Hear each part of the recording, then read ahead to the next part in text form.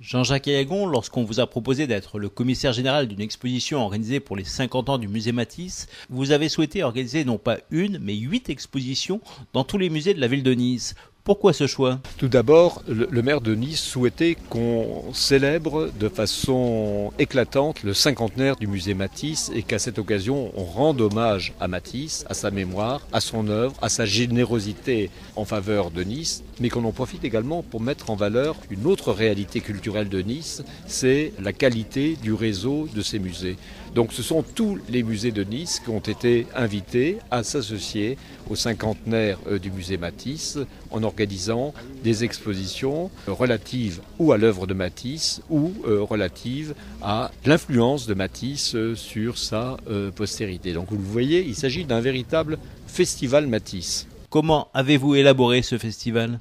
Écoutez, tout d'abord, j'ai tenté de réfléchir à ce que pouvait signifier Matisse pour Nice et ensuite, surtout, je me suis rapproché des conservateurs de tous les musées de Nice pour élaborer avec eux un programme d'exposition qui soit à la fois original, qui soit convaincant s'agissant de l'intérêt qu'on porte à l'œuvre de Matisse et qui soit intéressant également pour le public. Pour l'exposition du musée Matisse, pourquoi avoir choisi le thème Matisse et la musique ? Écoutez, c'est un sujet important. Matisse, tout au long de sa carrière, tout au long de son œuvre, ne cesse d'aborder des thèmes musicaux.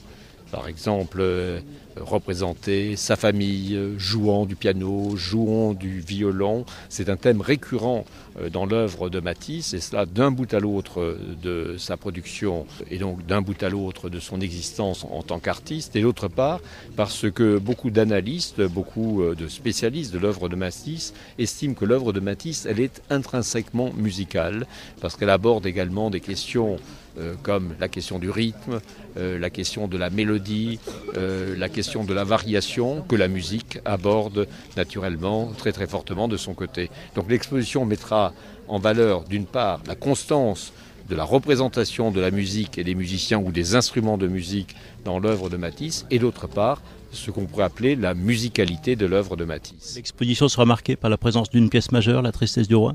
Donc en effet, le chef-d'œuvre absolu qui couronnera la présentation de cette exposition, c'est La Tristesse du Roi, qui appartient en collection du Musée national d'art moderne, exposition qui finalement représente l'un des grands sujets également que beaucoup d'artistes ont représenté dans les siècles antérieurs, le roi David faisant de la musique, écoutant de la musique.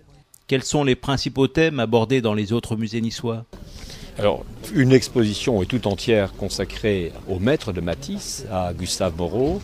Une autre exposition, celle du MAMAC, met en valeur la descendance de Matisse, donc l'influence que Matisse a eue sur beaucoup d'artistes du XXe siècle et d'artistes contemporains. Et par ailleurs, à plusieurs reprises, dans plusieurs expositions, on voit la correspondance qu'il peut y avoir entre l'œuvre de Matisse et l'œuvre d'autres artistes. Par exemple, au musée Masséna, on verra des Matisse, mais on verra également Picasso, on verra également Dufy, on verra également beaucoup d'autres artistes qui ont travaillé.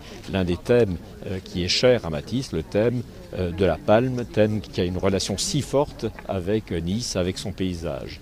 Pour les 50 ans du musée Matisse, on aurait peut-être pu s'attendre à ce que la présence d'autres œuvres majeures. C'est difficile de faire venir des pièces, notamment de l'étranger ? Il y aura d'autres œuvres majeures dans l'exposition, outre La Tristesse du Roi.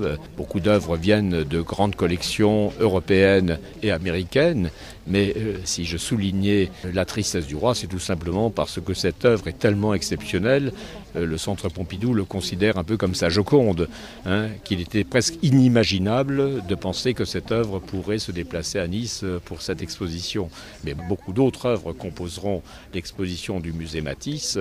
L'un dans l'autre, ce sont plus de 700 œuvres qui sont réunies à cette occasion, qui seront présentées au public. Donc, vous voyez, un programme d'exposition extrêmement riche, extrêmement dense.